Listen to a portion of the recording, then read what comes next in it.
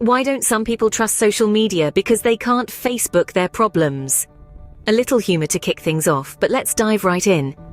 Social media, a digital landscape that has become as integral to our lives as the air we breathe. It's a global town square, a digital diary, a place where we connect, share, and learn. Yet, like any public space, it comes with its own set of challenges. From misinformation to cyberbullying, from privacy concerns to the pressures of perfection, the social media universe is not without its black holes. But don't let this deter you. Recognizing these issues is the first step toward creating a healthy and positive social media environment. Remember, social media is not inherently good or bad. It's a tool, and like any tool, its impact depends on how we use it. But fear not, today we'll navigate through the maze of social media and find a way to make it a healthier experience for everyone. First things first, we need to identify what's wrong with our current social media environment. Now, this digital world can be a bit of a wild west. We've got cyberbullying running rampant, misinformation spreading faster than wildfire, and oversharing that can make even the most open book feel like a locked diary. Cyberbullying is like that schoolyard bully, but this time they're hiding behind a screen. Misinformation, on the other hand, is the rumor mill of the digital age, spinning tales that can lead us astray. And oversharing, well, it's like airing your dirty laundry for all to see, and believe me, not everyone wants to see it. These issues aren't just annoying, they can seriously impact our mental health and overall well-being. It's like trekking through a minefield where every click, like, and share could lead to an explosion of negativity. Now that we've seen the dark side, how about we shed some light on the situation? Step 1 to a healthier social media environment: setting boundaries. Now, if you think about it, boundaries are everywhere in our lives. They're the fences around our homes, the lines on a football field, even the personal bubbles we maintain when we're talking face to face. They're there for a reason: to protect, to guide, to provide a sense of order. And it's no different when it comes to our digital lives. Imagine your social media account as your digital home. Just as you wouldn't let anyone and everyone into your home without your permission, the same should apply to your digital space. It's essential to unfollow or mute accounts that spread negativity or make you feel uncomfortable. Remember, you control the door to your digital home. Don't let the fear of missing out or social obligation keep you from closing that door when necessary. But it's not just about who we let in. It's also about how much time we spend in this digital space.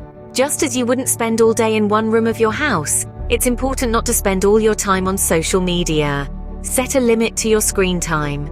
There are plenty of apps out there that can help with this. It's like setting a curfew for yourself, a reminder that there's a whole world outside the digital one. Lastly, maintain your privacy settings. It's like locking your doors and windows. You wouldn't leave your house wide open, would you? On social media, your personal information is your property. Protect it. Be selective about what you share and with whom. Remember, once something is out there on the internet, it's almost impossible to take it back. So, to recap, unfollow or mute accounts that don't contribute to your well-being. Limit your screen time and guard your privacy like a hawk. Remember, your social media account is your space. You decide who gets in and what goes out. Step 2 to a healthier social media environment: curating your feed. This is where the magic happens, where you have the power to transform your digital world into a hub of inspiration, positivity, and personal growth. Think of your social media feed as a garden. Just as you would carefully choose the seeds you plant, you should also be mindful of the accounts you choose to follow. Each account is a seed that will bloom into posts, stories, tweets, and more, filling up your garden. If you plant seeds of negativity, guess what will grow? That's right, a garden full of thorny, negative vibes. But if you plant seeds of positivity, your garden will flourish with inspiration, knowledge, and uplifting messages. Let's dive a bit deeper. There's an abundance of accounts out there dedicated to personal growth and positivity. These accounts will shower your feed with inspiring quotes, educational content, success stories, and a whole lot of feel-good vibes. By following these accounts, your feed becomes a daily source of motivation and a constant reminder of the good in the world. But it's not just about who you follow. Engaging with the content that these accounts post is equally important. Like, comment, share, save. The more you engage with this type of content, the more the algorithm will favor it, and the more of it you'll see. It's a win-win situation. Now, this doesn't mean you should only follow accounts that post rainbows and unicorns all day. It's about balance and diversity. Follow accounts that challenge you, that make you think, that add a different perspective. But remember, the goal is to foster an environment of learning and positivity. So take a moment to reflect. What seeds are you planting in your social media garden? Are they helping you grow as a person, or are they causing your garden to wilt? The power is in your hands to curate a feed that nourishes your mind and soul. Your feed, your rules. Make it a place where positivity thrives. Step 3 to a healthier social media environment: engaging responsibly. Now, this might sound like common sense, but you'd be surprised how often it's overlooked. When we engage with others on social media, it's crucial to remember that we're interacting with real people, not just usernames and avatars. Consideration and respect should be at the forefront of every comment or post we make. It's easy to get caught up in the heat of the moment and post something without thinking.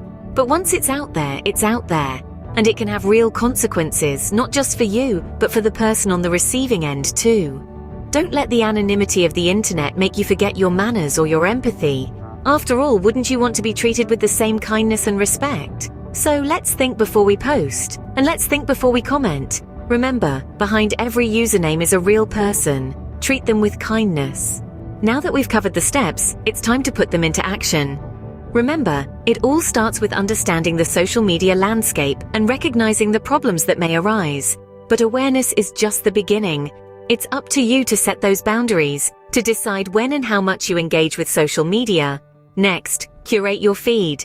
Remember, your feed is your own personal space. Make it a positive one filled with content that uplifts and inspires. And lastly, engage responsibly. Social media gives us a voice, so let's use it wisely. These steps might seem simple, but they can make a world of difference. So, let's take this journey together. Let's create a healthier, more positive social media environment for ourselves and for others. And if you found this video helpful, hit that subscribe button for more insightful content. Let's make social media a better place, one step at a time.